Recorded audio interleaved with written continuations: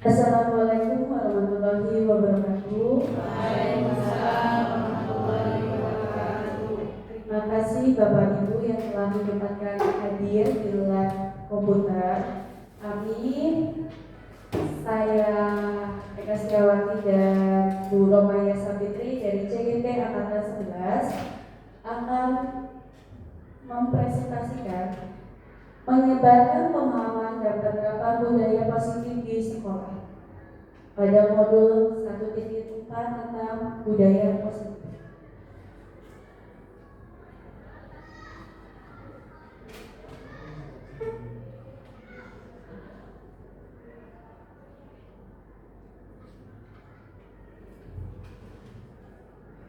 Dengan latar belakang pada konsep inti dari budaya positif yang belum kita pahami secara merata oleh seluruh warga sekolah, sehingga lingkungan sekolah yang positif bagi anak belum dapat tercipta dengan baik. Berdasarkan belum meratanya pemahaman tersebut, maka perlu dilaksanakan sebuah aksi nyata dalam bentuk pembebasan pemahaman. Next. Tolak ukur. Adapun tolak ukur dalam kegiatan ini yang pertama, terlaksana diseminasi pemahaman budaya positif di sekolah. Yang kedua, terciptanya kegiatan kelas melalui kesepakatan yang dilakukan wali kelas dan murid. Yang ketiga, warga sekolah saling berintegritas dalam menjalankan keyakinan sekolah yang telah disepakati. Yang keempat, segitiga restitusi menjadi alat utama dalam menyelesaikan persoalan di kelas. Tujuan kegiatan ini yang pertama, meningkatkan pemahaman warga sekolah tentang budaya positif. Yang kedua, terbentuknya motivasi intrinsik pada murid melalui pembuatan keyakinan sekolah atau kelas. Kita sebelum mulai materi, kita penyegaran terlebih dahulu. Kita S3 terlebih dahulu ya.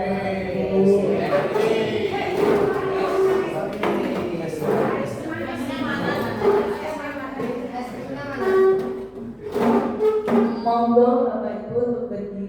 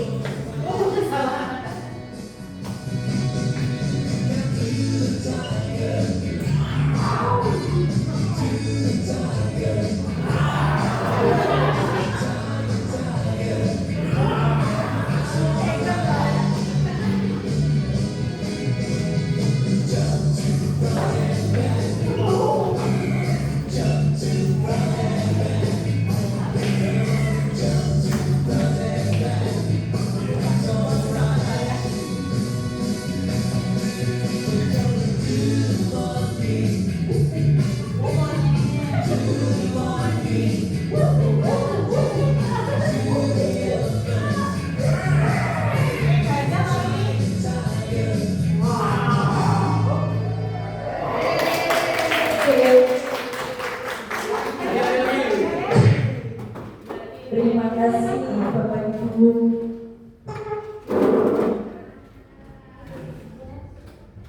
Terima kasih.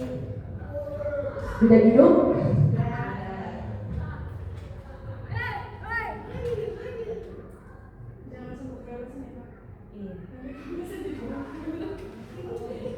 Ya, setelah penyegaran, kita harus mengetahui apa itu tujuan pendidikan.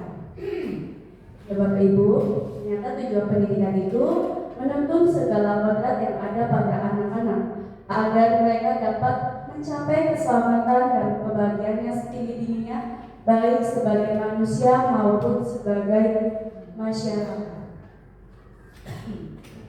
Jadi pada pemaparan hari ini ada konsep inti budaya positif. Yang pertama adalah perubahan paradigma belajar, disiplin positif, nilai kebajikan, kebutuhan dasar manusia, motivasi perilaku manusia, posisi kontrol guru, keyakinan kelas, dan segitiga restitusi yang akan kita bahas juga. Ada pertanyaan romantik nih, setuju atau tidak setuju? Kira-kira yang pertanyaan pertama, hukuman dapat mendisiplinkan anak. Menurut Bapak, Ibu? Setuju. Mari Pak Nurhi, apa alasannya?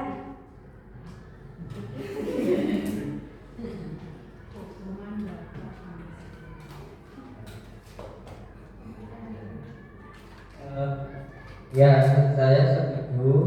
Kalau menurut saya, hukuman dapat mendisiplinkan anak karena dapat memberikan efek jerah kepada anak tersebut. Terima kasih. Ada yang beda jawaban dari Pak Nur atau Har? Aku belum satu.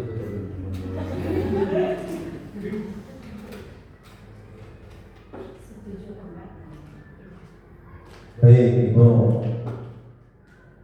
terkait dengan hukuman dapat mendisiplinkan anak di teori pendidikan yang dahulu itu kan bahwa hadiah dan hukuman memberikan peran yang baik terhadap proses pendidikan. Itu terkait dengan proses pendidikan di zaman dulu.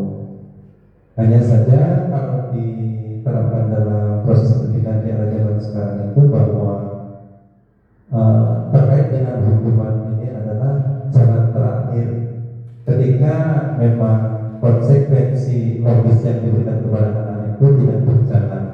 Itu menurut saya.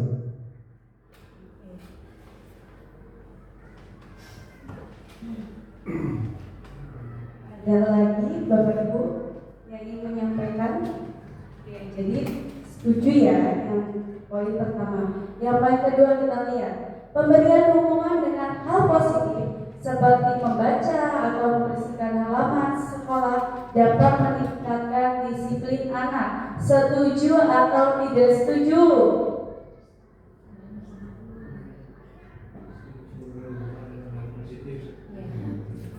Tidak setuju. Tidak setuju Pak Bindo.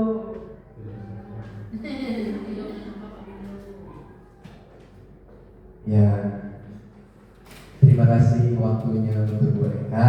Ya, memberikan hukuman dengan hal yang positif seperti membaca atau membersihkan halaman sekolah dapat meningkatkan disiplin anak. Menurut saya itu tergantung apa salah dari peserta didiknya. Jika memang dia tidak diberikan petunjuk oleh gurunya untuk membaca tapi dia tidak membaca, mungkin hal positif seperti memberi hukuman membaca itu lebih baik. Jadi tergantung apa salah atau tindakan yang tidak tepat yang dilakukan oleh siswa. Jadi kita harus tahu dulu siswa itu kenapa dan apa masalahnya. Terima kasih.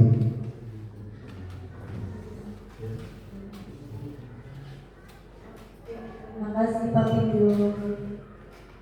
Selanjutnya ada lagi yang ingin menyampaikan? Iya Bu Sofa. Yang masih poin 2 Bu. Poin 2, hukuman hal positif seperti membaca, membersihkan itu memang bisa meningkatkan disiplin ya. Kalau saya bisa setuju, bisa enggak juga kayak Pak Pindo. Kalau misalnya dia tidak disiplinnya, contoh telat berangkat sekolah, lambat sekolah, Kita kadang-kadang kalau jujur saya kalau jadi guru piket, udah kamu coba bersihin WC. Habis itu kalau udah bersih WC lapor lagi ke sini. Nah itu bisa membuat anak itu jerah kalau saya. Nanti saya disuruh, kalau saya telat lagi besok saya disuruh bersih-bersih WC lagi nanti itu kalau saya. Tapi tergantung itu benar, kalau bisa mendisiplinkan bisa juga ada efek jerahnya.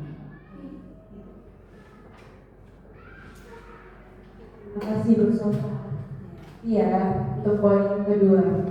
Untuk poin ketiga, memberi penghargaan dapat meningkatkan motivasi belajar anak. Kira-kira menurut Bapak Ibu setuju atau tidak? Setuju. Oke. Kenapa Bu Eni setuju? Oke, memberi penghargaan dan meningkatkan motivasi belajar anak, menurut saya itu bisa menambah semangat belajar anak. Jadi anak itu termotivasi karena dia tersebut. Contoh diberi pertanyaan, lalu disampaikan hadiah. Hadiah itu nggak perlu mahal-mahal sebenarnya, sepele aja. Permen satu aja udah senang deh. Kalau uang 1.000, 2.000 udah sangat senang. Gitu Pak. Terima kasih Bu Eni. Selanjutnya dari pertanyaan pematik tadi itu konsepnya akan kita bahas nanti ya lebih dalam lagi.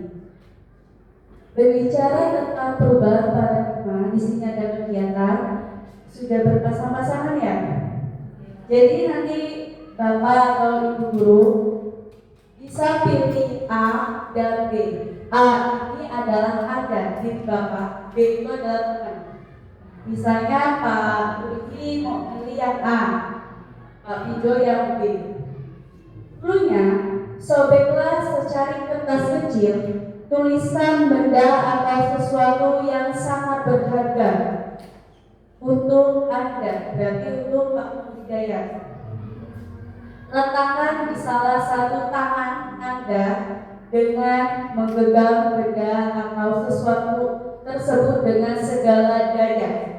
Jadi yang digenggam itu tidak boleh teman Anda mengambilnya. Buatlah sekepala. Kemudian teman Anda yang B akan mencoba dengan sekuat tenaga dengan berbagai cara untuk meminta Anda memberikan benda tersebut, bisa membujuk, mengancam, menghardik, merayu atau menyuap. Jadi kita akan membuat ini ya. Silakan Bapak Ibu ambil satu kertas, pilih siapa yang menjadi A dan siapa yang menjadi B. Sambil dipikirkan Bapak Ibu, Ya. hal yang sangat berharga yang dilindungi gitu. Itu yang Bapak Ibu tuliskan di sini. Jadi nanti yang dari B itu akan merayu, menghardik, mengancam sampai yang A itu akhirnya bisa lepas. Iya.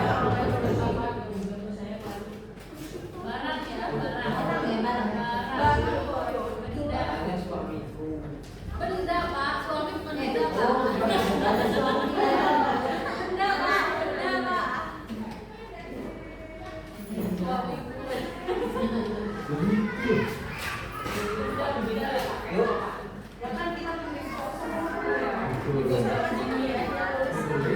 Ditulis di kerjaan dari yang A itu yang pegang, nanti yang B itu yang ngerayu sampai elek.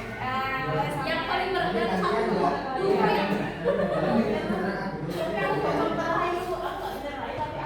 Iya, silakan Bapak atau Bu Ini. Iya, Yang benda sangat berharga.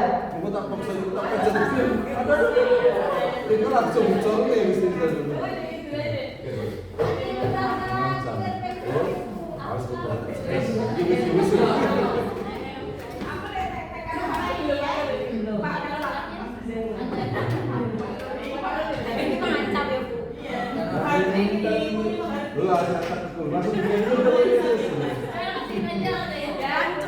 Kalau sudah ditulis, silakan digenggam kepala tangan bapak ibu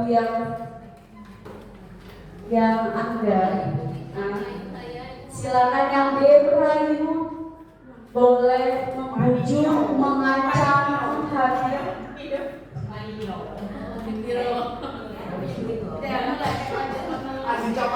Mari kita mulai.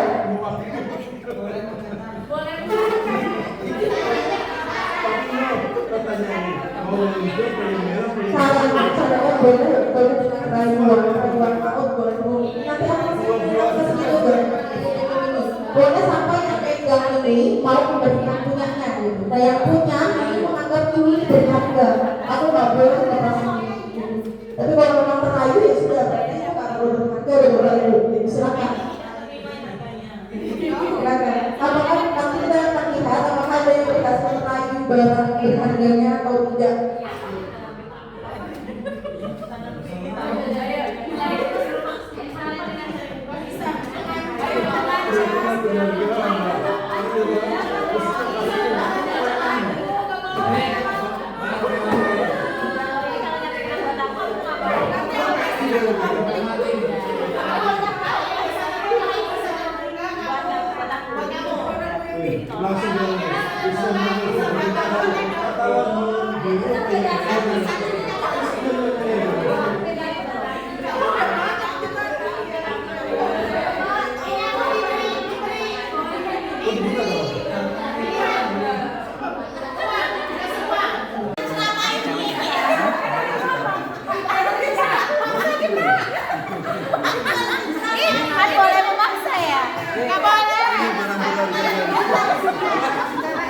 Ceweknya berapa?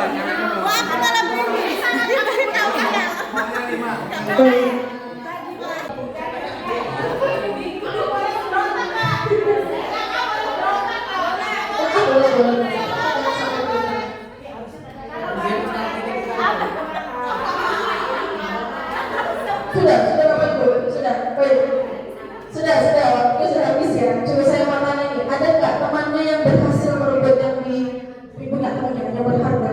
Ada yang berhasil? Nggak apa-apa, Pak. Berhasil ya Pak, kalau Pak. Boleh Pak, sebentar Pak. Kalau berhasil merubah ya. Cerita gimana caranya Pak, kok bisa dia ambil?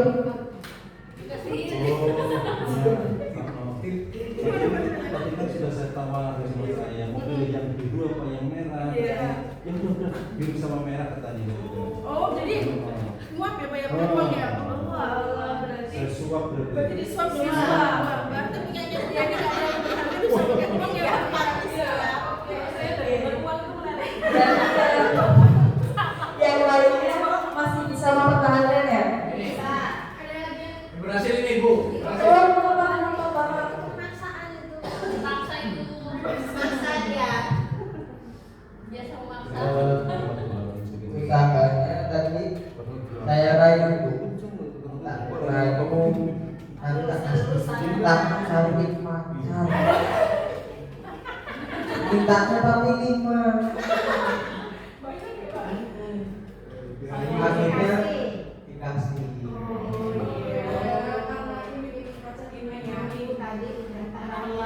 Emang jangan sendiri nggak bisa Pak? Nggak bisa Bu. Next. Ada pertanyaan nih Bapak Ibu. Yang pertama, apakah Anda atau B membuka kepala tangan Anda? Ya. Tadi udah ditanyakan mengapa alasan membukakan kepala. Terus yang kedua, apa Anda tetap menutup kepala? Ya. Mengapa alasannya Bu Siti Kausia? Kenapa saya tidak membuka kepala tangan saya? Karena yang saya tulis itu sangat berharga. Jadi dirayu, dikasih uang, terus diancam, saya tetap mempertahankan apa yang ada di kepala saya. Tapi sebenarnya saya kasihan, kepala saya sakit. Tapi tetap saya pertahankan. Gitu.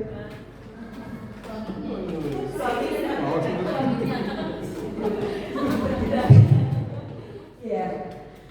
Terima kasih Bu Siti. Dalam kegiatan ini, sesungguhnya siapa yang megang kendali? Berarti siapa yang megang kendali? yang megang Yang megang tangan.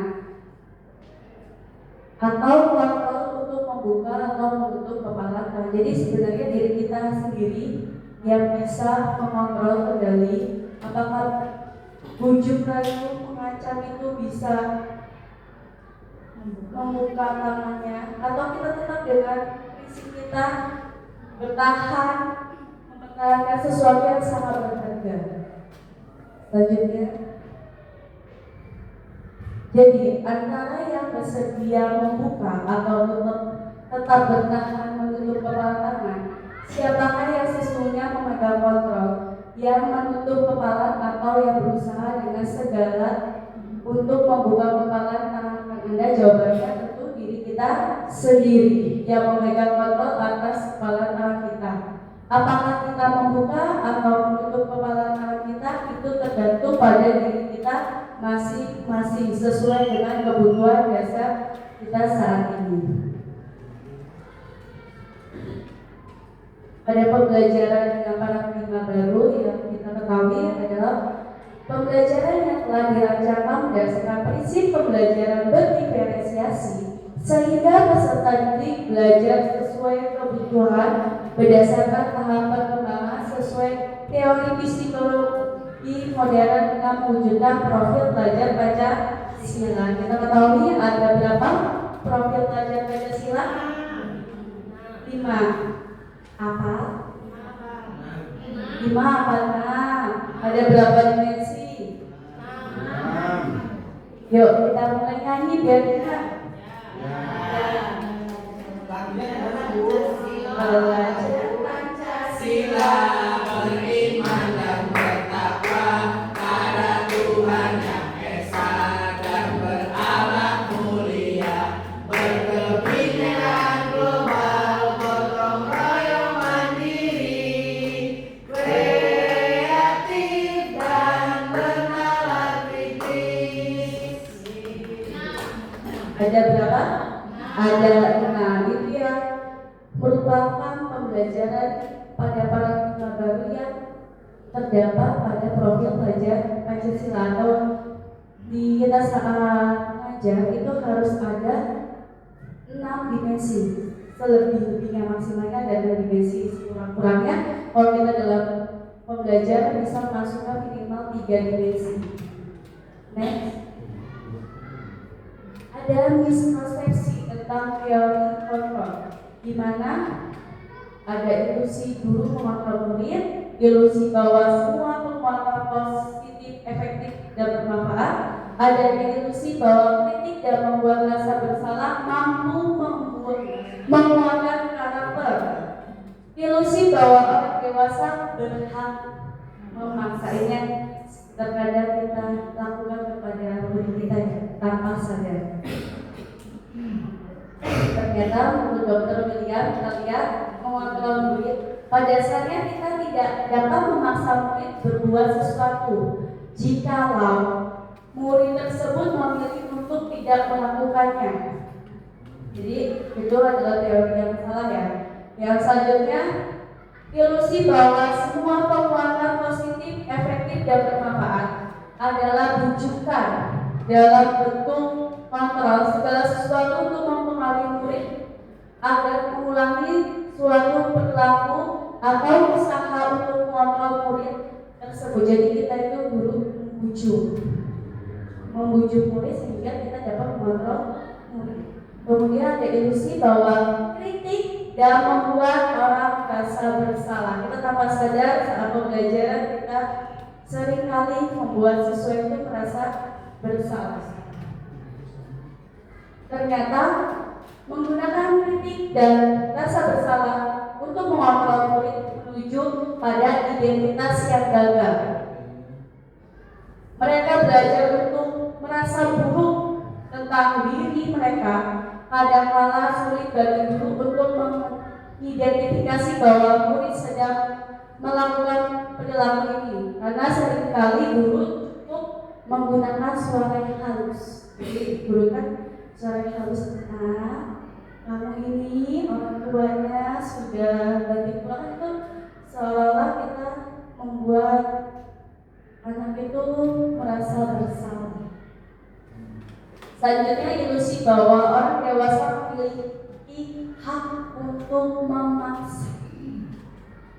Jadi banyak orang dewasa yang percaya bahwa mereka ini memiliki tanggung jawab untuk membuat murid-murid berbuat hal-hal yang tertentu.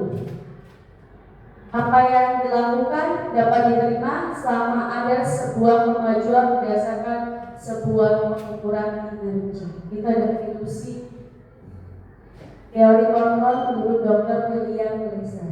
Selanjutnya kita akan mengubah paradigma stimulasi respon ke pendekatan teori kontrol.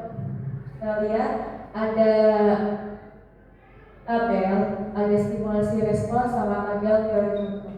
Realitasnya kebutuhannya walaupun itu sama, ternyata kontrolnya bahwa kita itu berbeda karena manusia itu memiliki kebutuhan yang berbeda-beda. Semua orang melihat yang hal sama, padahal setiap orang memiliki gambaran yang berbeda. Kita mencoba mengubah orang agar berpendapat berpandangan sama dengan kita. Kalau pada teori kontrol, kita berusaha memahami pandangan orang lain tentang dunia. Perilaku buruk dilihat sebagai sesuatu kesalahan, padahal semua perilaku itu memiliki tujuan. Orang lain bisa mengontrol saya. Hanya Anda yang bisa mengontrol diri Anda. Saya bisa mengontrol orang lain. Anda tidak bisa mengontrol orang lain. Pemaksaan ada pada saat tujuan gagal. Padahal kolaborasi dan konsensus menciptakan pilihan-pilihan baru. Model berpikir menang atau kalah. Model berpikir menang-menang. Menurut Bapak Ibu, kira-kira yang sudah diterapkan sama Bapak Ibu itu yang stimulasi respon atau teori kontrol?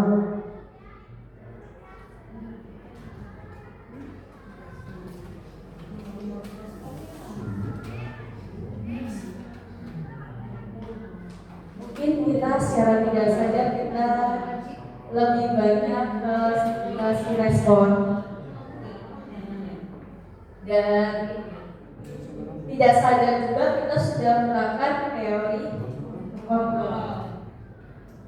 Itu adalah gimana cara kita mengubah mindset pada diri kita. Selanjutnya kita tahu bahwa pada bulan ini adalah Indonesia merdeka. Menurut Bapak Ibu, apakah arti merdeka? Karena kita guru, berarti apa arti merdeka buat seorang guru? Menurut Bapak itu apa arti merdeka buat seorang guru? Oh iya Bu Yeni.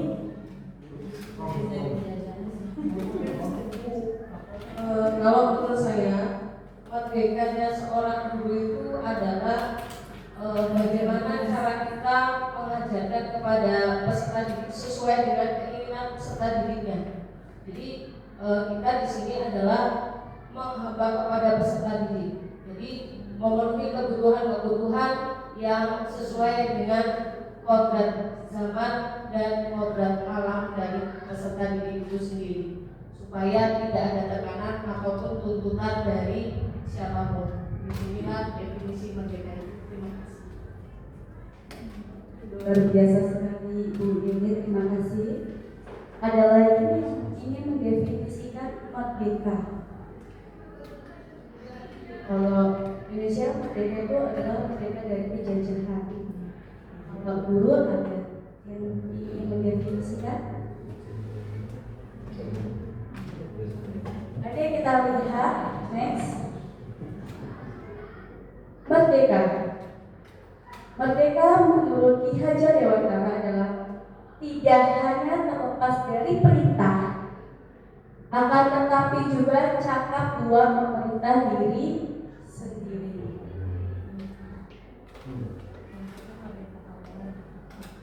Kita akan memasuki disiplin positif. Jadi disiplin positif itu dalam bahasa Latinnya disiplina, yang artinya belajar. Disiplin ini mengacu pada disiplin diri yang memiliki tanggung jawab terhadap apa yang dilakukan berdasarkan nilai-nilai yang diyakini. Disiplin positif merupakan salah satu cara penerapan disiplin yang bertujuan untuk menumbuhkan kesadaran serta mempercayakan peserta didik tanpa imbalan, penghargaan atau reward, ancaman atau hukuman. Terdapat nilai-nilai kebajikan. Di sini ada nilai-nilai kebajikan adalah sifat-sifat positif manusia yang merupakan tujuan mulia yang ingin dicapai setiap individu. Nilai-nilai tersebut bersifat universal dan lintas bahasa, suku, bangsa, agama maupun latar belakang.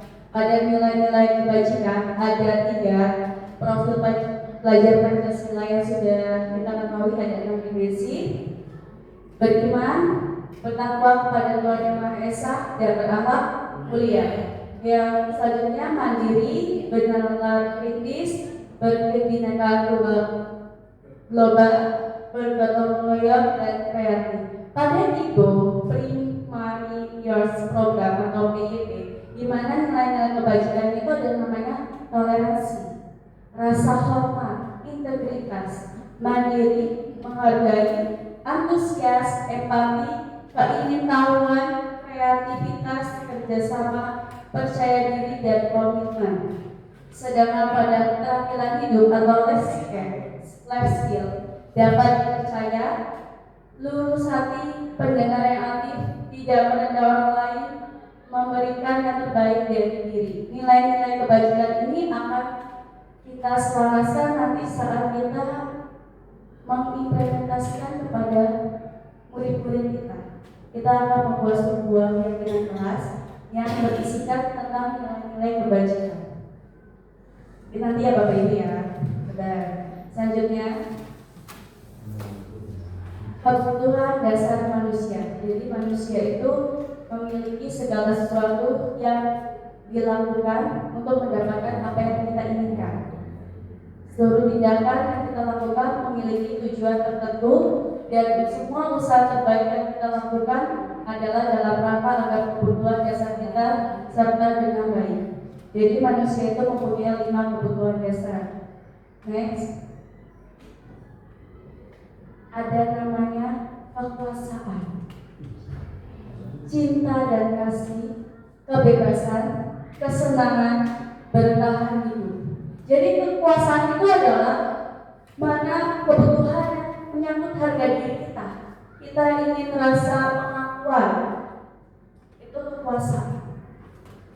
Cinta dan kasih adalah kebutuhan mencintai dan dicintai.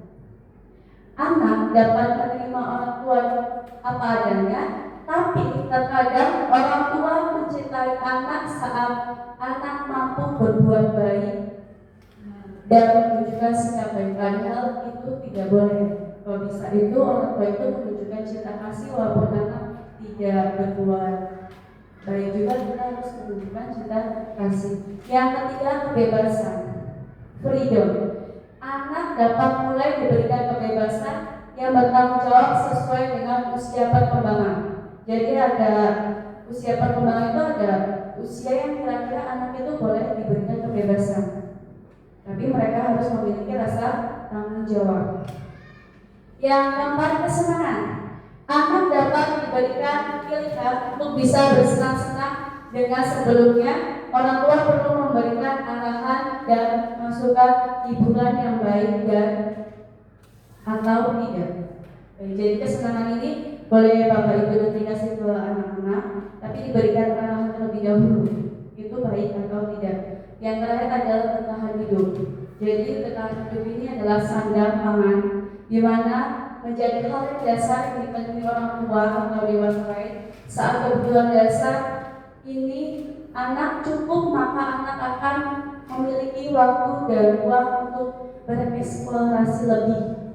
Anak akan mampu bertahan, mau mencoba hal yang lain dalam hidupnya. Itu adalah 5 kebutuhan dasar pada manusia. Selanjutnya, contoh kasus.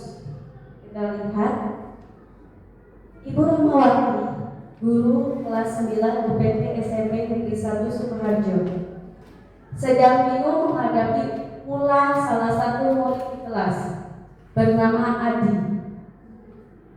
Beberapa anak telah datang dan mengeluhkan Adi yang seringkali meminta bekal makan siang mereka dengan paksa. Jika Anda menghadapi kasus seperti Ibu Rahmawati, apa yang akan Anda lakukan? Menurut Anda, kira-kira apa alasan Adi melakukan hal tersebut? Ini berkaitan dengan 5 kebutuhan dasar. Jadi ini adalah kira-kira apa yang alasan Adi itu sampai meminta bekal pada murid lain. Lapar. Dasar itu dari 5 kebutuhan dasar, lapar itu termasuk bagian mana? Bertahan hidup. Kecuali lapar apa lagi? Iya, cinta kasih karena masakan rumah. Selanjutnya,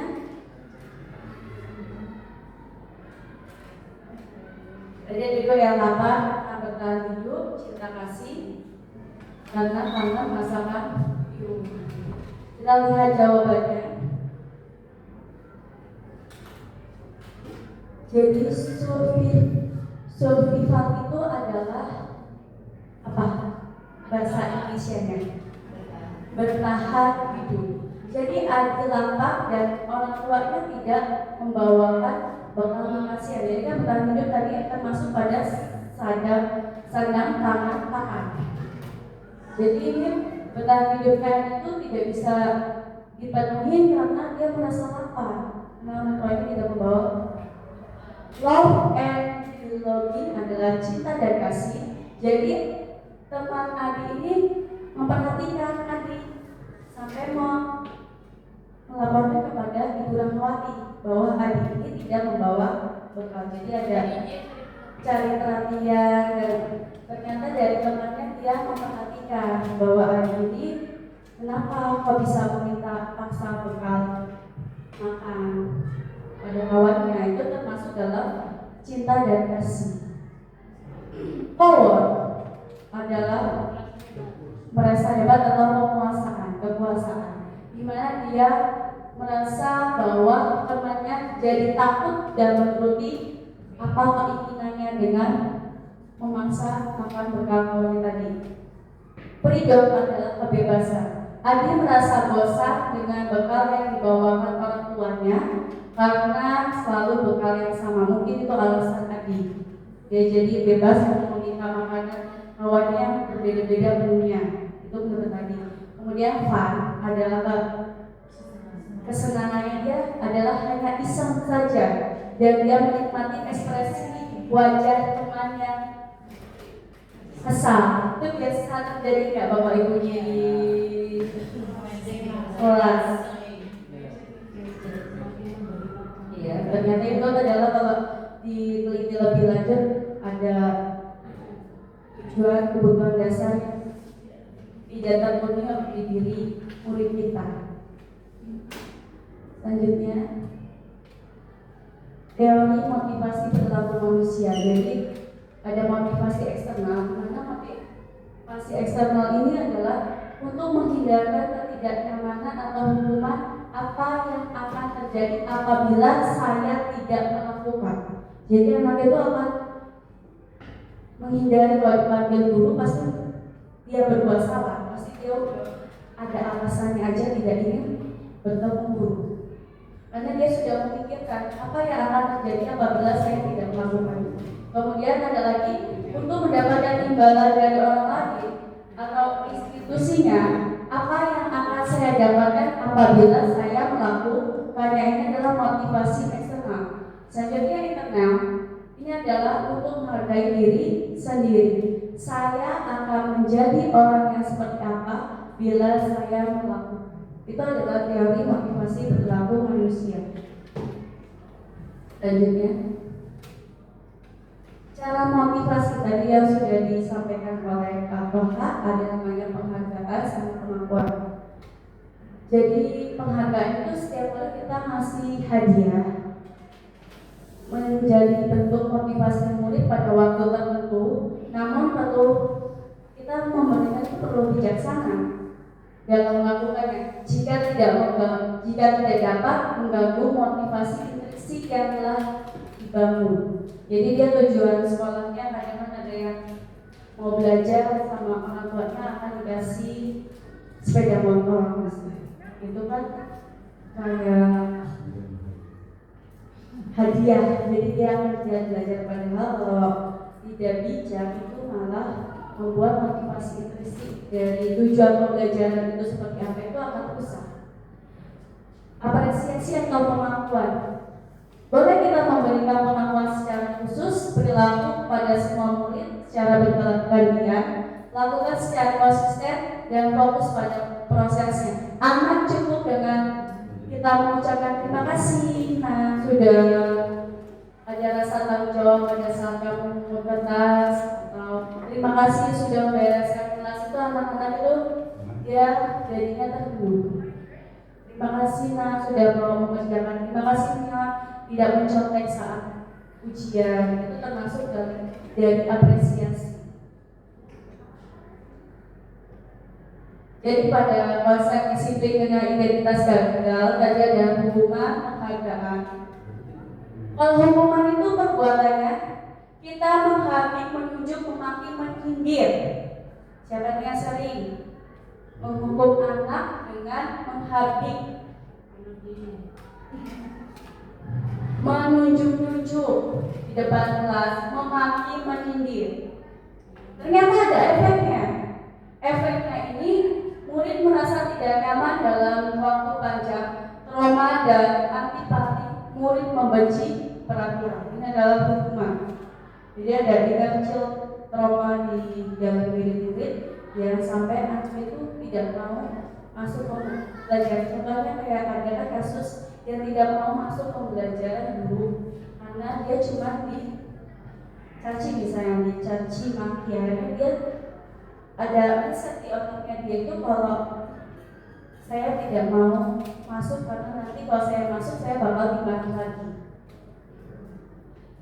Ternyata disiplin yang berlaku pada institusi dan itu tidak bisa dilanjutkan di kehidupan nyata pada hukuman tersebut. Kalau misalnya kita ngasih penghargaan ini ternyata kurang efektif juga untuk jangka panjang. Jadi anak itu kalau bisa melakukan segala sesuatu hanya mengharapkan penghargaan, merusak hubungan. Nanti dalam satu kelas dia ada namanya timbul rasa iri. Itu aja sih dikasih penghargaan, padahal mereka sama-sama mengerjakan. Mematikan kreativitas. Jadi anak yang tidak mendapat penghargaan mereka akan malas melakukannya dan malas untuk beraktivitas dan mengangkat hak menghargai diri sendiri. Kita jadi tidak menghargai hasil muridnya. Jadi kita kasih saja penghargaan yang banyak, yang penting anak tersebut bisa nilainya bisa penuh, padahal itu salah. Jadi kita tidak bisa menghargai dirinya murid. Selanjutnya, konsekuensi ini adalah penguatan jangka pendek. Jadi kita misalnya anak menumpahkan botol minum, kan airnya tumpah. Berarti konsekuensinya anak adalah membersihkan. Jadi dia adalah bentuknya penguatan jangka pendek. Rasa tidak nyaman dalam waktu yang pendek, dia cuma merasa tidak nyaman saat waktu membersihkan airnya.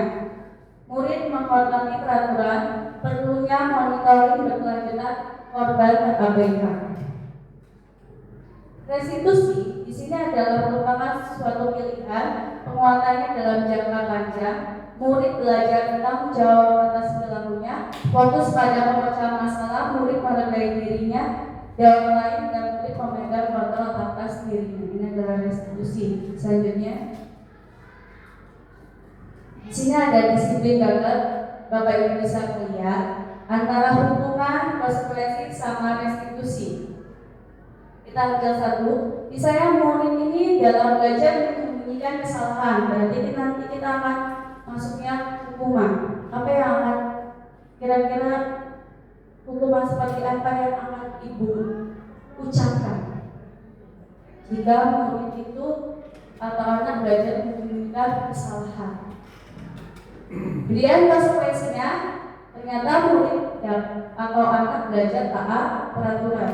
Dari kesalahan tersebut mungkin murid akan berbicara dengan kawannya. Misalnya dia melakukan kesalahan. Kalau restitusi, murid atau anak belajar memecahkan masalah. Nanti kita akan untuk restitusi nanti di bagian akhir kita akan meminta Bapak Ibu untuk praktek secara langsung bagaimana cara segitiga restitusi. Selanjutnya, oke, adanya perbedaan hukuman dan konsekuensi. Silakan Bapak Ibu membaca. Nanti akan kita tanya satu-satu. Dari pertanyaan ini yang masuk hukuman atau konsekuensi itu seperti apa?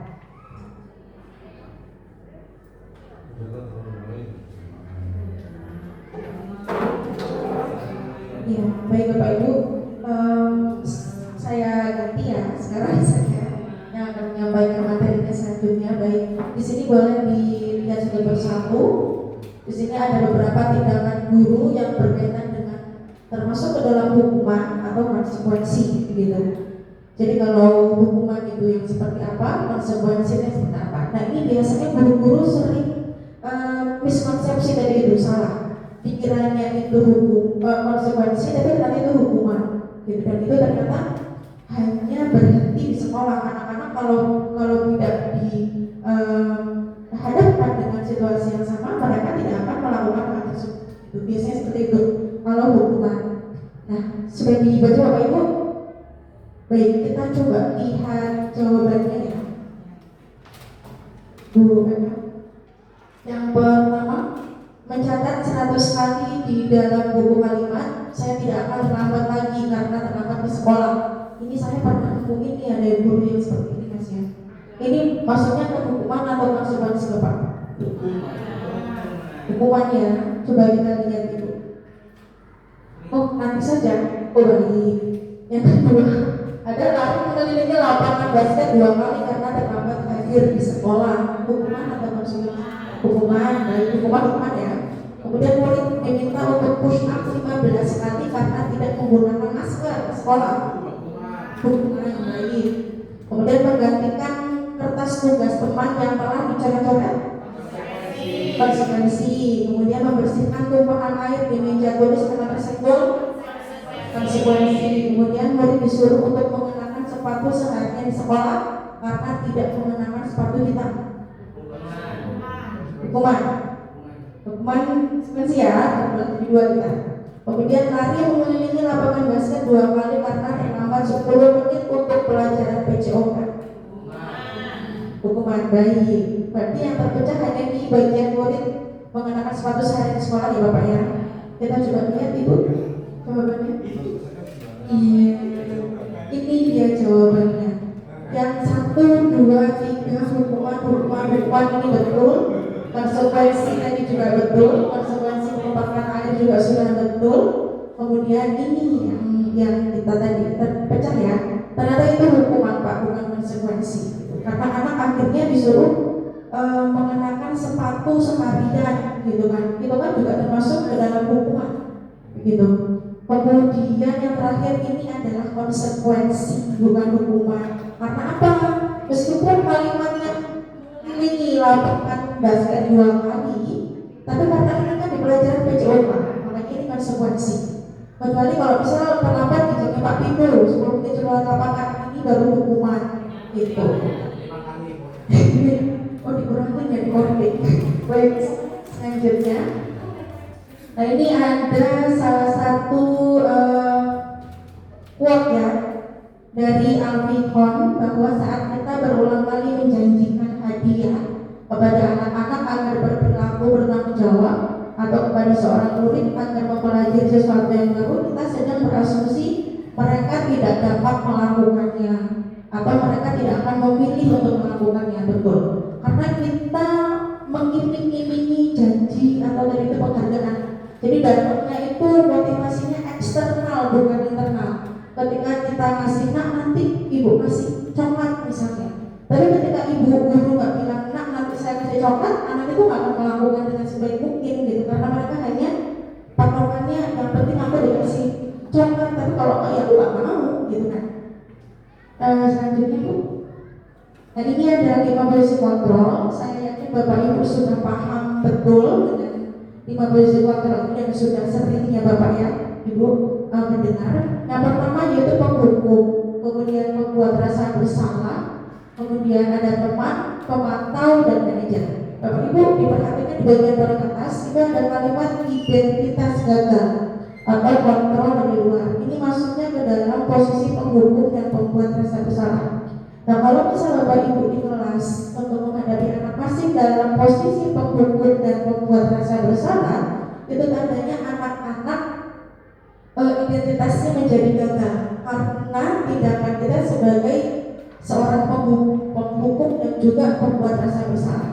Sebenarnya yang kita dengar dari Bu Eka, penghukum itu biasanya dia muncul menghardik, menyindir itu penghukum biasanya. Oh kamu ini sukanya berangkatnya siang terus gitu kan ya. Itu termasuk ke dalam penghukum. Kemudian pembuat rasa bersalah. Seperti tadi juga Bapak Ibu kamu udah bekerja dengan sangat keras di rumah. Masa kamu mau seperti ini terus itu harus bersama. Dan ini membuat anak jadi down sifatnya atau percaya dirinya menjadi turun gitu karena hal tersebut. Kemudian di sebelahnya ada teman dan pemantau. Ini identitasnya maksudnya berhasil atau sukses dan ini kontrolnya dari luar. Meskipun ini kontrol dari luar, tapi ini bisa diterapkan oleh Bapak Ibu. Asal jangan dua yang depan ya Bapak Ibu ya. Kita bisa jadi teman dan bisa jadi pemantau. Kalau teman ini kalimatnya seperti ayolah lakukan demi ibu, masa kamu nggak kasih sama ibu? Nanti kalau ibu ditegur sama kepala sekolah seperti gimana? Itu masuk dalam teman. Gitu. Kemudian kalau pemantau, ini kita lebih ke aturan-aturannya. Guru ini selalu ngomongin aturan. Kamu ingat nggak aturan sekolah kita ini apa? Seperti itu. Jadi kalau pemantau dia lebih ke aturan, kesepakatan, keyakinan kelas, itu semuanya konsekuensi itu dilakukan oleh pemantau. Mungkin Bapak Ibu pernah ya pengalaman itu ya. Jadi seorang pemantau ya. Kemudian yang terakhir ada identitas berhasil atau sukses, kontrol diri. Ini ada manajer. Nah kalau ini adalah tahapan yang paling posisi yang paling dianjurkan oleh seorang guru untuk menjadi seorang manajer. Karena apa? Karena anak yang kalau kita berhadapan dengan anak dengan menerapkan posisi ini, anak akan bisa menghargai diri sendiri itu. Dan anak juga akan mendapatkan motivasi internal dari dalam diri dia sendiri, bukan eksternal lagi, tapi sudah internal. Yang mereka pikirkan bukan lagi tentang hubungan apa yang akan aku dapat, tapi akan kalau aku melakukan ini, hal baik apa yang akan aku lakukan seperti itu. Oke Bu Eka, lanjut. Bapak Ibu, di sini ada studi kasus. Kelihatan tidak ya? Tulisannya? Kelihatan. Nah nanti ini akan ada 2 pertanyaan yang berkaitan dengan posisi kontrol dan juga 5 kebutuhan dasar. Coba Bapak Ibu dibaca terlebih dahulu, nanti akan saya tampilkan pertanyaannya.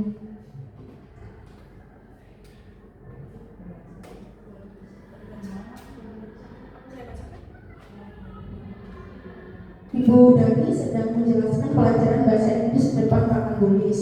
Namun beliau memperhatikan bahwa Fajar malah tidur-tiduran dan tanpa acuh tak acuh pada pelajarannya.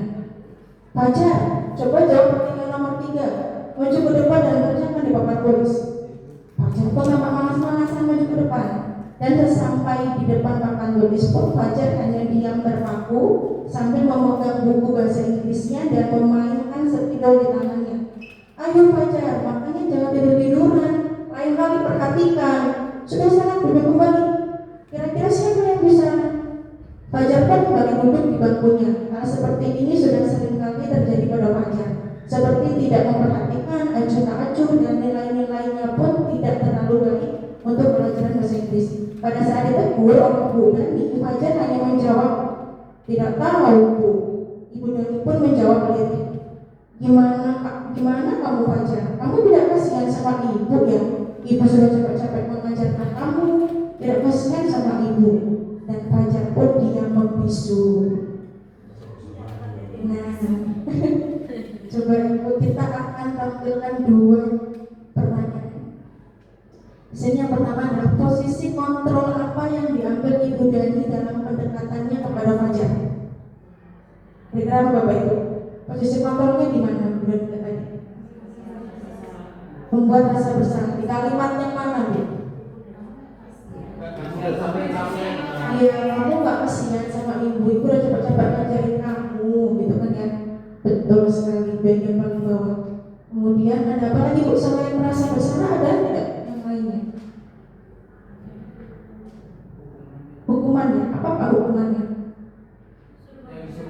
Betul, jadi Bu Fajar secara satu pihak memberikan hukuman dengan menyuruh Fajar ke depan untuk menjawab pertanyaan gitu. Karena lihat Fajarnya udah tiduran gitu, itu hukuman. Jadi dia sebagai penghukum dan juga membuat rasa bersalah. Kemudian yang kedua, membaca sikap Fajar, kira-kira kebutuhan apa sih yang diperlukan Fajar?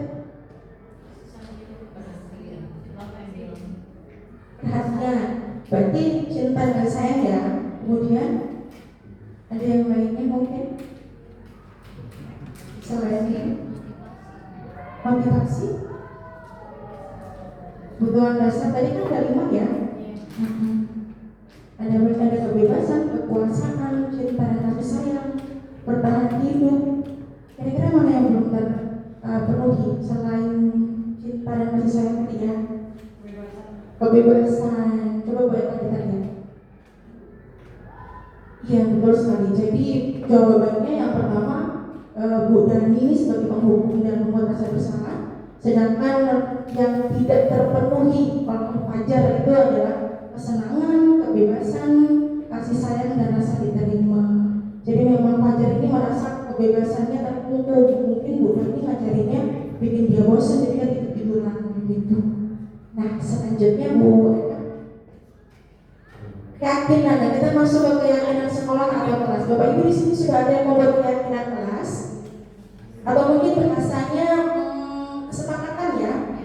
Kemarin memang kita sempat ini ya Bu Eka, ada jilid, ada pertanyaan apa sih perbedaan antara keyakinan dan kesepakatan. Ternyata ada perbedaannya Bu. Gitu. Jadi kalau misalnya kesepakatan kita menggunakannya dalam jangka waktu pendek. Misalnya kita hari ini hanya bertemu 1 hari ini.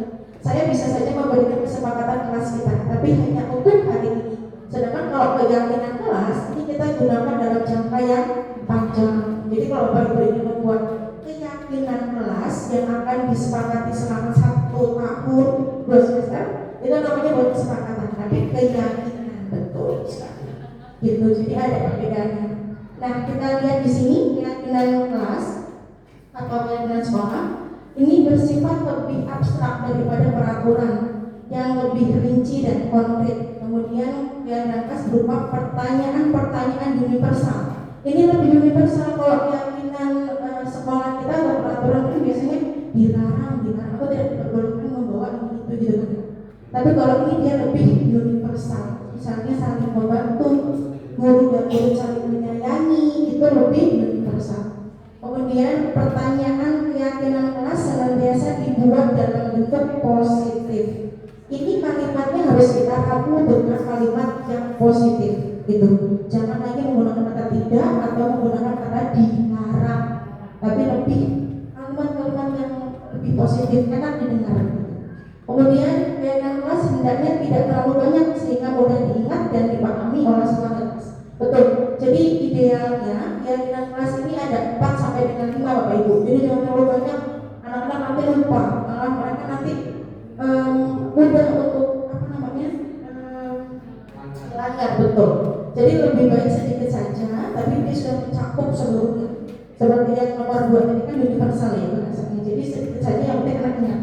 Kemudian selanjutnya sesuatu yang dapat diterapkan di lingkungan tersebut. Betul, ini kondisional. Jadi kita lihat nih, kalau di kelas Bapak Ibu sering ada banyak anak yang suka melakukan pembulian, berarti kita harus membuat keyakinan kelas yang berkaitan dengan hal itu.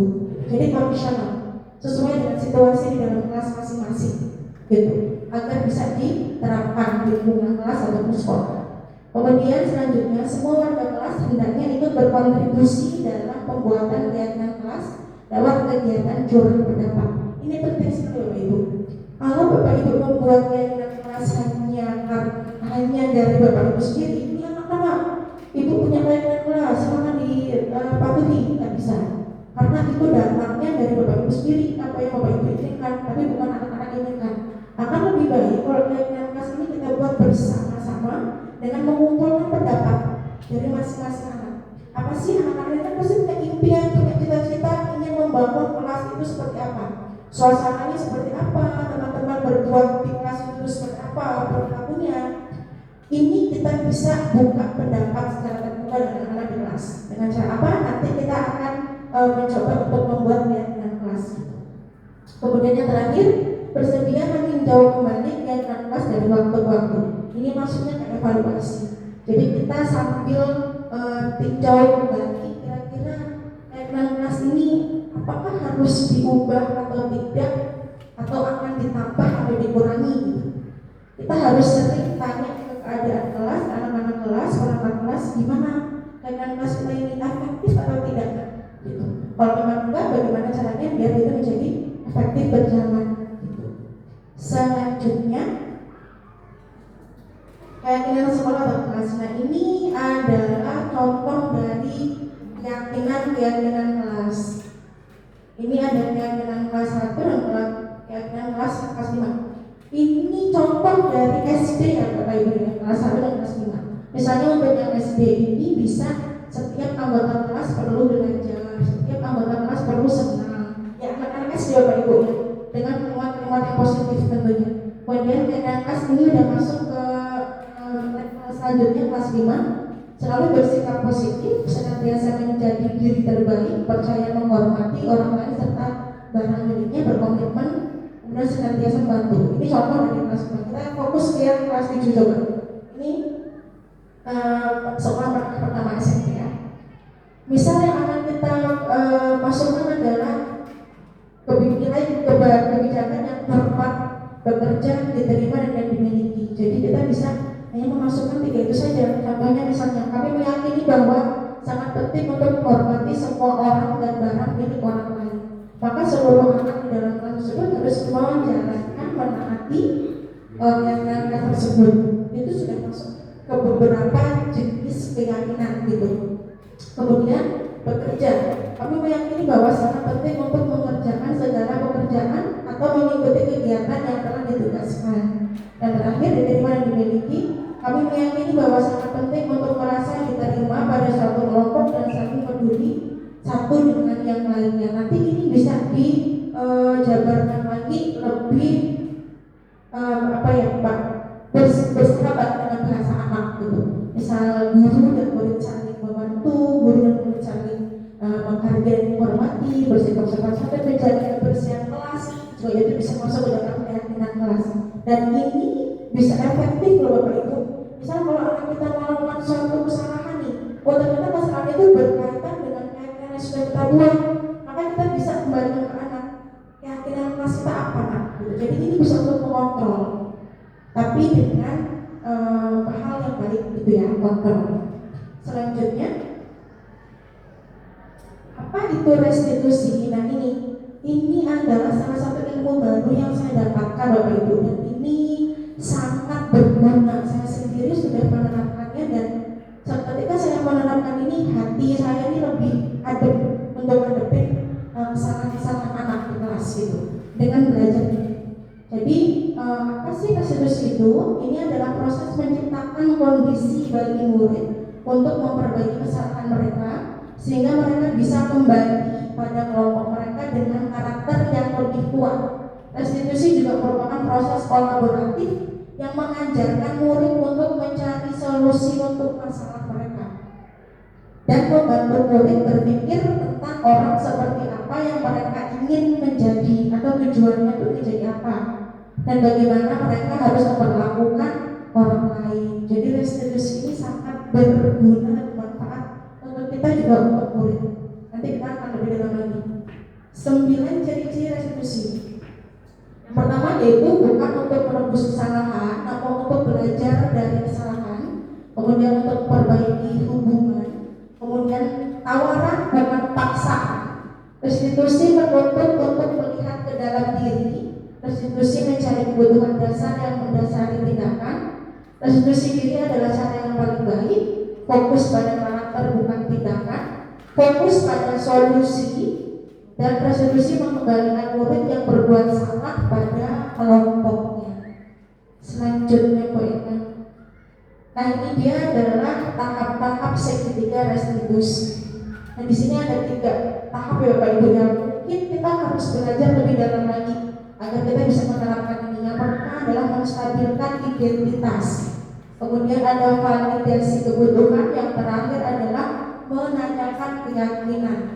Nah, untuk menstabilkan identitas ini biasanya kita sebagai seorang murid ini memahami dulu situasi siswa. Situasi murid, misalnya kamu tuh bukan satu-satunya yang pernah melakukan hal ini. Tidak apa-apa melakukan kesalahan, tapi asal kamu bisa memperbaikinya. Ini tahap menstabilkan identitas. Kemudian validasi kebutuhan. Ini sama seperti kita ketika menghadapi anak yang bermasalah, kita memvalidasi dulu tindakan mereka benar atau salah. Nah, kira-kira kalau kamu seperti ini salah atau tidak tindakan kamu? Dan itu akan menggali apa yang ada di dalam hati dan juga pikiran mereka tentang diri mereka sendiri atas tindakan apa yang mereka lakukan. Itu di bagian validasi kebutuhan. Kemudian yang terakhir ada menanyakan keyakinan. Ini tadi yang saya sampaikan. Ketika ibu sudah berhasil untuk menerapkan segitiga restitusi, kita bisa menanyakan keyakinan kelasnya. Kira-kira tindakan kamu ini tidak sesuai dengan keyakinan kelas kita yang mana ya nak? Dan nanti anak ini kalau memang dia ingat dengan apa keyakinan kelas, dia akan menjawabnya ya. Oh yang ini bu misalnya. Nah nanti kita akan coba praktek ya Pak Nur ya. Lanjut Bu Eka. Kemudian, nah ini tadi yang saya sebutkan. Ini yang tadi menstabilkan identitas, ini kalimatnya seperti berbuat salah itu wajar ya nak. Tidak ada manusia yang sempurna. Kemudian bapak ibu juga pernah melakukan itu. Jadi saat ibu bapak ada anak yang mau kesalahan, bukan langsung kamu tahu kan salah kamu gini. Itu seperti itu.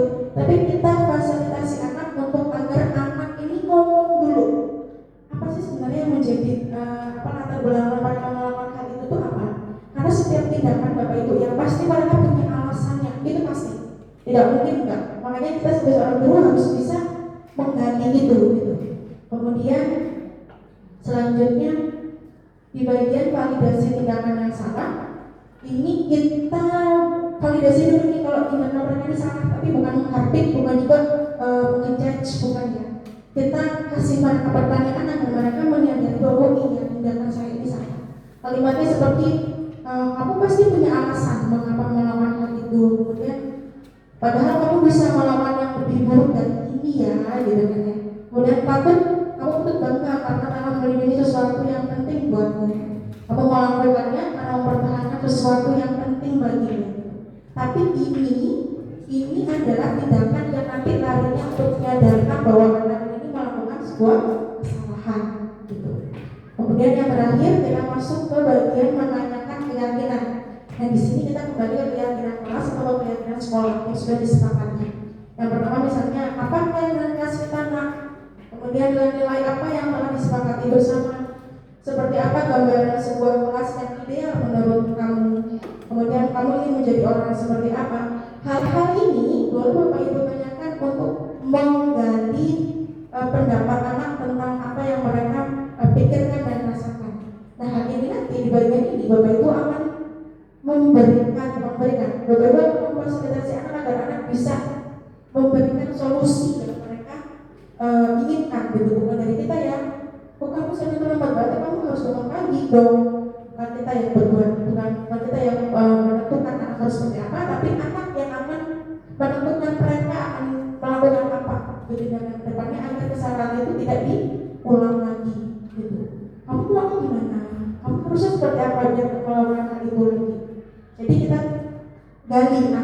jangan kita yang memberikan solusi.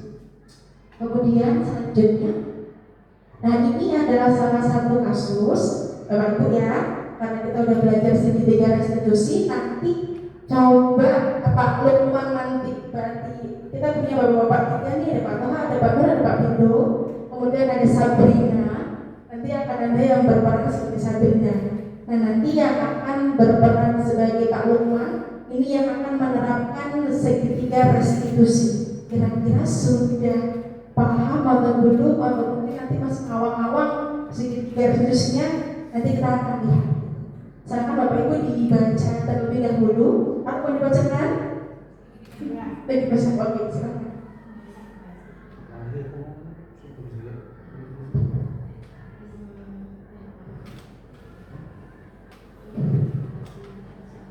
Ini boleh Pak Dodi dengan Bu Yeni mencoba untuk menjadi Sabrina. Bu Yeni jadi Sabrina nanti.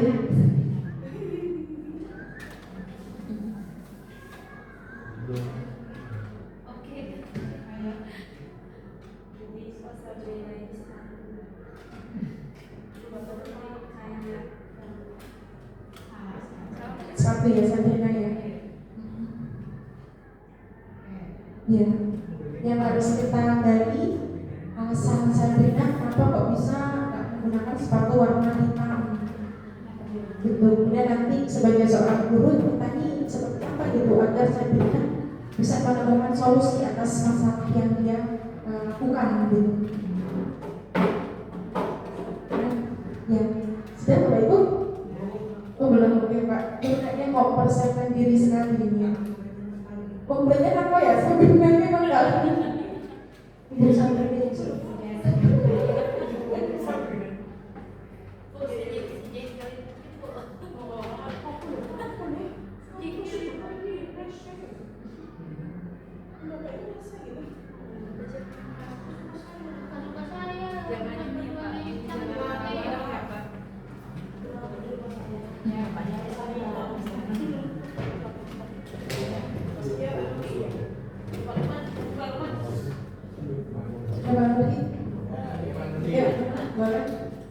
nanti saya yang pegang bimbingnya nggak apa-apa deh, Bapak semua ya. Lagi, yuk Bu Sabrina, yuk Sabrina.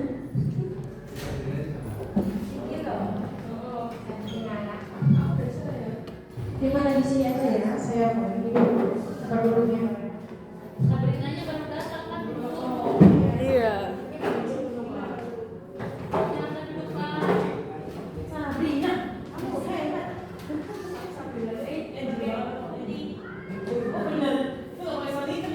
Iya.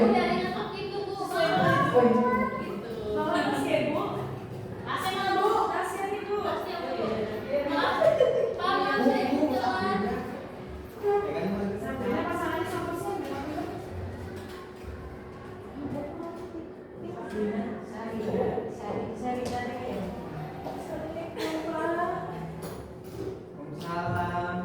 Maaf Pak, saya terlambat. Ya, kenapa kok bisa terlambat? Saya buru-buru loh Pak. Kesiangan lah, emang bangunnya jam berapa? Bangunnya tadi nggak lihat jam loh Pak, karena buru-buru. Kayaknya jam. Kok bisa bangun kesiangan? Tadi malam tidurnya jam berapa? Tidurnya jam berapa ya Pak? Soalnya saya main FM. Wah, Ada Pak nggak boleh bangun. FM itu loh Pak, game. Mobile Legend. Boleh duduk nggak sih Pak? Boleh duduk nggak Pak? gimana dulu? Ya udah.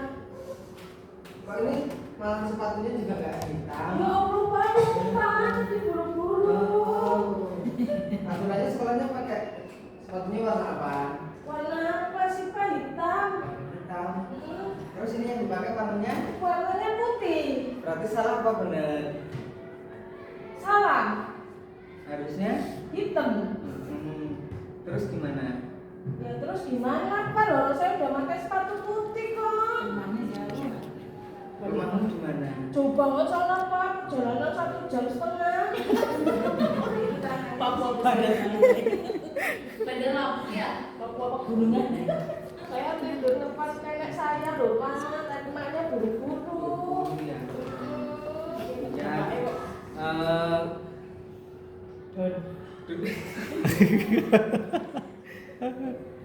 Harusnya.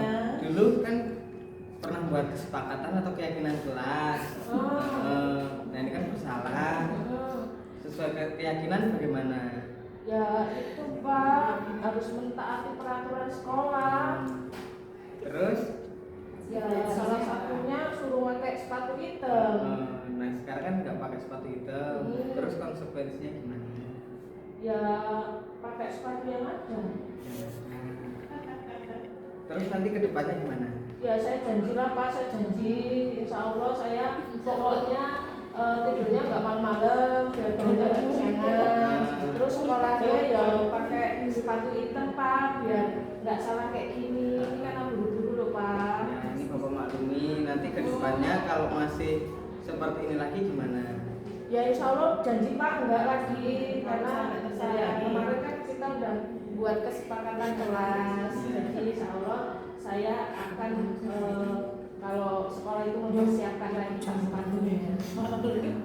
Ayo bingung sih kan. Yaudah silakan duduk. Makasih banget ya Pak. Tidak boleh ngomong. Tepuk tangan dulu untuk Pak Kur dan juga Mbak Yeni, luar biasa.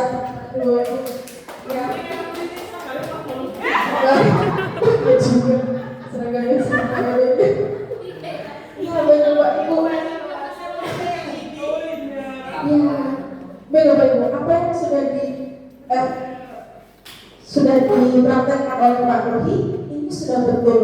Jadi anak tidak dihukum dan juga bukan dari Pak Nurul Hidayatnya yang memberikan solusi, tapi Sabrinanya langsung yang bilang, ya Pak saya janji saya akan lebih ini lagi, saya janji akan pakai sepatu.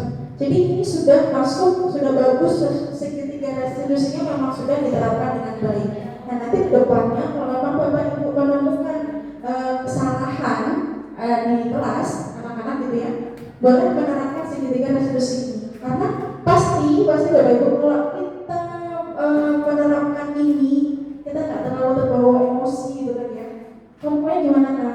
Terus gimana nanti ke depannya? Itu pasti kita akan lebih lega daripada kita kamu kan tahu kalau kamu salah, itu akan lebih membuat kita lebih pusing gitu kan ya. Ini akan lebih lega, kita merasa berlega, dan anak juga akan mengerti apa tanggung jawabnya dan juga hal-hal apa yang harus dan tidak harus mereka lakukan, mereka jadi tahu mengetahui gitu. Baik Bapak Ibu, ini adalah slide terakhir. Tepuk tangan dulu untuk itu semua.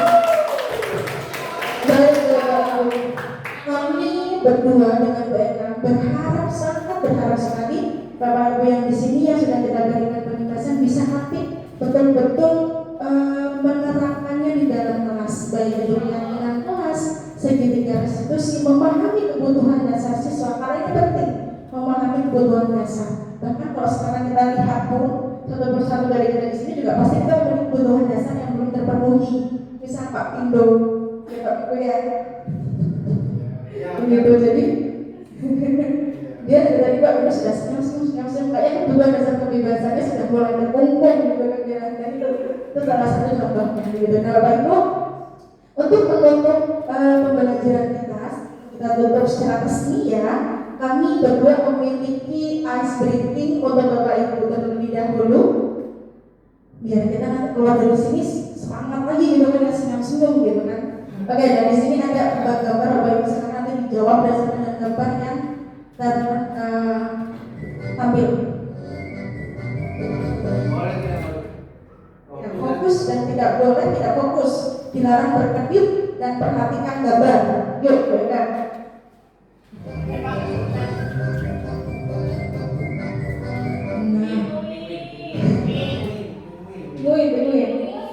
Penguin ya, sama lagi. Penguin. Ini juga penguin. Coba mereka itu. Terus aja. Ada penguinnya. Terus apa? Pak, bebek. Coba mereka.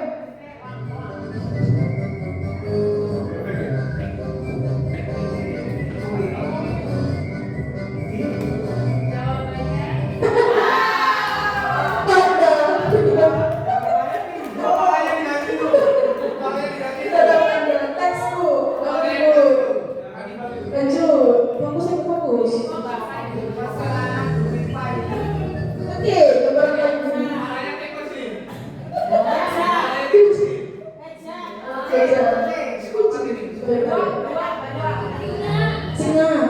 Oh ini singa ya singa.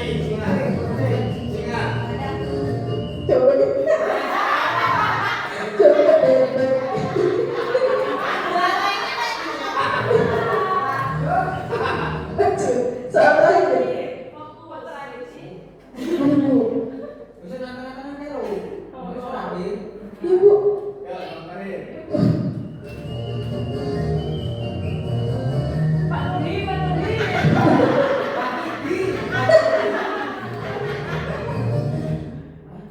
Apa nih? Perhatikan gambar berikut. Ini gambar lagi narik. Mulai ini gambar apa ini? Kesimpulan. Ada kesimpulan ya, betul tidak? Ini mereka.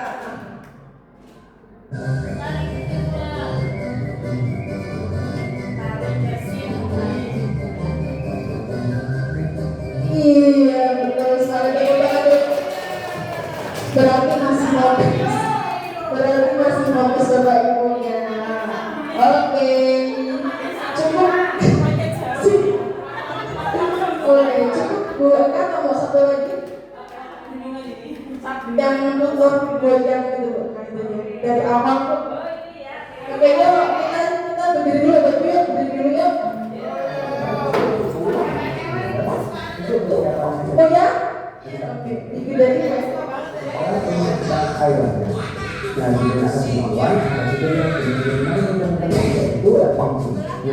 di sini ada untuk picture yang grafiknya itu benar-benar interaktif dan Sampai bingung di PKB.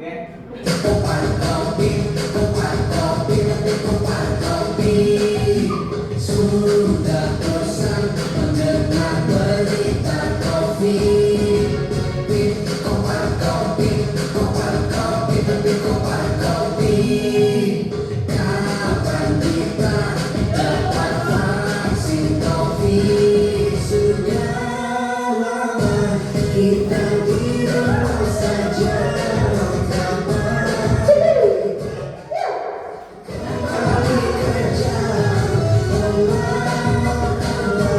Sampai bosan jadinya gara-gara corona hidupku terpenjara. Sejak corona datang kita semua tenang. Sabar-sabarlah sayang hingga vaksin disuntikan. Kalau sudah disuntikan keluar tetap maskeran.